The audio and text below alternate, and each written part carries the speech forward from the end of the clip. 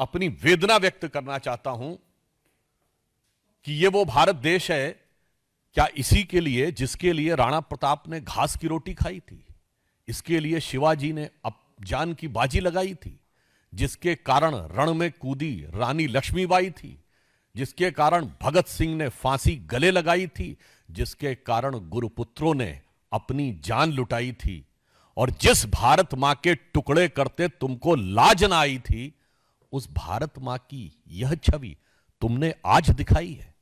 बेलगावी में कांग्रेस के द्वारा जो आयोजन किया जा रहा है उसमें बीजेपी कर्नाटक की तरफ से एक ट्वीट जारी होता है जिसमें भारत के नक्शे में पाक अधिकृत कश्मीर और अक्साई चिन्ह गायब दिखता है। आप लोग इसको जाके चेक कर सकते हैं ट्विटर पे।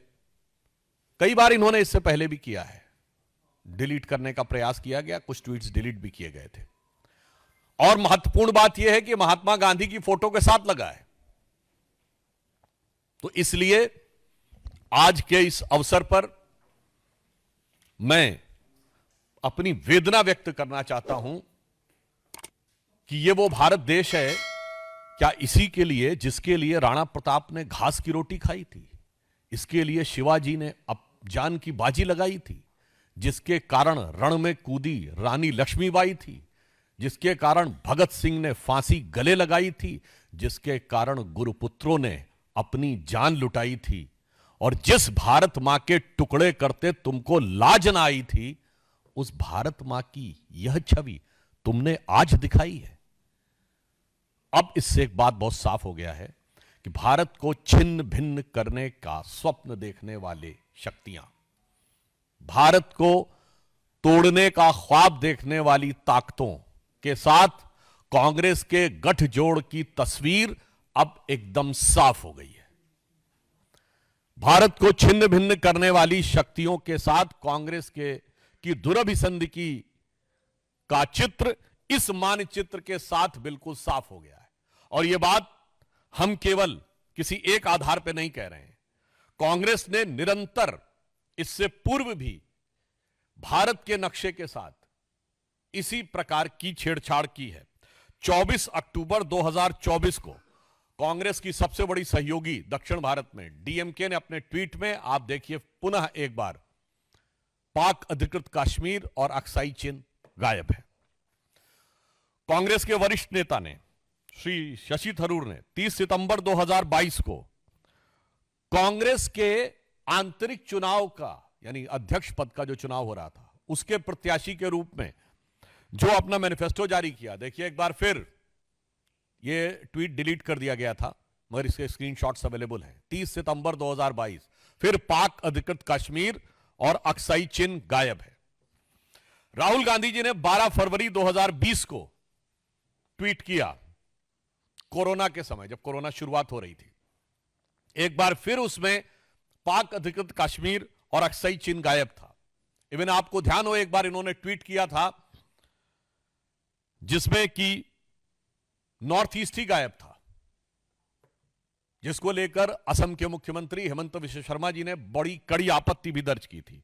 फिर आप देखिए शशि थरूर जी का 21 दिसंबर 2019, एक बार फिर इसमें पाक अधिकृत कश्मीर और अक्साई चिन्ह गायब है। अब हम कांग्रेस पार्टी से बहुत सीधा और साफ सवाल पूछना चाहते हैं कि आज जो आपने एक्स पर पोस्ट किया है और पिछले समय में जब ये ट्विटर था तो जो आपने ट्विटर पर ट्वीट किए थे, उन सब में पिछले कई सालों से एक नहीं कई बार, इवन कांग्रेस की वुमेन्स विंग द्वारा भी एक बार ट्वीट किया गया था उस समय, उसमें भी यही स्थिति थी। लगातार भारत के अलग अलग हिस्सों को काट कर क्यों दिखाया जा रहा है? यह सिर्फ संयोग है या किसी व्यवस्थित भारत विरोधी प्रयोग का हिस्सा है?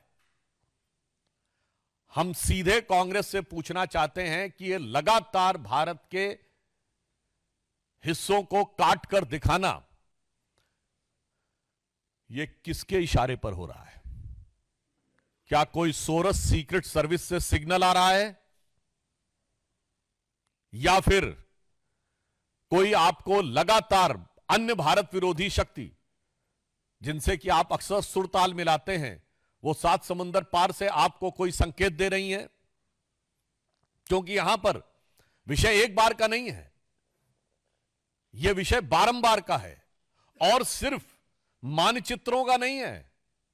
आप उन लोगों के साथ खड़े हैं, याद करिए सीए के आंदोलन के समय उन लोगों का समर्थन किया था जिन्होंने कहा था और कुछ ना कर पाए तो कम से कम चिकन नेक काट के नॉर्थ ईस्ट अलग कर देना चाहिए।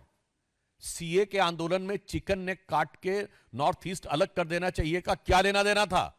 कांग्रेस उनके साथ खड़ी थी। भारत तेरे टुकड़े होंगे नारे लगाने वालों के साथ खड़ी थी। तो आज हम कांग्रेस से बहुत साफ साफ पूछना चाहते हैं कि आप किन शक्तियों के आधार पर यह कर रहे हैं, और इसके साथ हम इसलिए भी पूछना चाहते हैं कि अब कांग्रेस टेक्निकली मुख्य विपक्षी दल है, मान्यता प्राप्त, क्योंकि पिछले 2 लोकसभाओं में तो उनके पास संवैधानिक दृष्टि से मुख्य विपक्षी दल की संख्या नहीं थी। तो जो कोई भी सांसद शपथ लेता है, आप सबने देखा होगा क्या कहा जाता है, मैं भारत की एकता और अखंडता को अक्षुण्ण रखूंगा। तो कांग्रेस पार्टी और उसके नेता प्रतिपक्ष संविधान की शपथ का उल्लंघन कर रहे हैं कि नहीं? इसलिए कांग्रेस का राष्ट्र विरोधी चेहरा, और मैं यह भी कहना चाहूंगा कि इससे पहले भी ये देश को टुकड़ों में बांटकर राज कर चुके हैं, सियासत कर चुके हैं, और इसके बाद भी आपने देखा है कि आज भी प्रांत में तोड़ना हो या वर्ग में तोड़ना हो या जातियों में तोड़ना हो, उसके लिए निरंतर लगे हैं।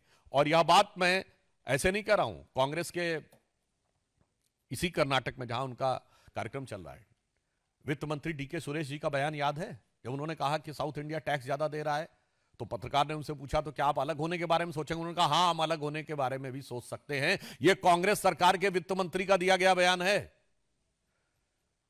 सैफुद्दीन सोज जम्मू कश्मीर कांग्रेस के अध्यक्ष रहे हैं, जिन्होंने कहा कश्मीर को भारत से अलग हो जाना चाहिए, अपनी किताब में लिखा है। ये जम्मू कश्मीर कांग्रेस के अध्यक्ष रहे हैं। राहुल गांधी जी की भारत जोड़ो यात्रा में तमिलनाडु में वो एक ऐसे पादरी जॉर्ज पुनिया को साथ में लेते हैं जो कहता है कि मेरी दृष्टि में भारत की धरती इतनी अपवित्र है कि मैं उसलिए जूते पहनता हूं कि उसके ऊपर मेरा हाथ टच ना हो जाए। इसलिए पूछना चाहता हूं, जब बेलगावी में आप एकत्र हैं तो क्या आपके बीच में कोई मंथन हुआ है कि भारत को किस प्रकार से छिन्न भिन्न करना है? यह उसी की अभिव्यक्ति हुई है? या मैं पूछना चाहता हूं कि ये कांग्रेस का कोई प्रस्ताव ऐसा विचाराधीन चल रहा है, या उनकी हाईकमान ने कोई कमेटी गठित की है जो निरंतर इस प्रकार के भारत विरोधी बातें और भारत के अंदर एक दूसरे से लड़ाने का प्रयास? याद करिए तमिलनाडु के मंत्री ने क्या बोला था बिहार वालों के लिए। तेलंगाना में कांग्रेस की सरकार है, वहां के मंत्री और मुख्यमंत्री क्या बोल चुके हैं उत्तर भारत और विशेषकर बिहार वालों के लिए? यह क्या है? एक दूसरे के प्रति नफरत। इसलिए यहां से कांग्रेस की मानसिकता साफ हो जाती है कि इनको देश के टुकड़े करके भी, समाज के टुकड़े करके भी, संस्कृति को अपमानित करके भी, वर्ग प्रांत और भाषा के ऊपर लड़ाकर भी येन केन प्रकारेण सत्ता प्राप्त करनी है। और अब ये जो निरंतर नक्शे दिखाए हैं, इससे कांग्रेस की का नक्शा कदम क्या है यह बहुत साफ हो गया है। परंतु हम अंत में यह आश्वस्त करना चाहते हैं कि प्रधानमंत्री श्री नरेंद्र मोदी जी के नेतृत्व में ऐसी सभी शक्तियों को लेकर सरकार सजग है, और हमें पूर्ण विश्वास है कि जितनी सरकार सजग है उतनी ही इस देश की जनता भी सजग है, सतर्क है, और एक पैनी नजर इन ताकतों पर रखे हुए है, और इनके मंसूबे कभी कामयाब नहीं होंगे। तो मैं इस पंक्ति के साथ समाप्त करता हूं कि जाति प्रांत और वर्ग भेद के भय को दूर भगाता है, भ्रम को दूर भगाता है। आज जो कांग्रेस प्रयास कर रही है भ्रम फैलाने का, जाति प्रांत और वर्ग भेद के भ्रम को दूर भगाता है। सबके मन का भाव एक है, सबकी भारत माता है, अनेकता में ऐक्य मंत्र को जन जन फिर अपनाता है, और देखो प्यारा देश हमारा आगे बढ़ता जाता है और कोई भी विरोधी शक्तियां, प्रतिगामी शक्तियां भारत के इस विकास को, भारत की शक्ति को रोकने में सफल नहीं होंगी। यह प्रधानमंत्री श्री नरेंद्र मोदी जी के नेतृत्व में भाजपा और एनडीए सरकार का संकल्प है।